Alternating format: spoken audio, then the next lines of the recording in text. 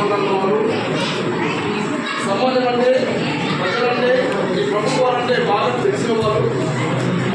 ఇంకోసమనే మీరు చెప్పే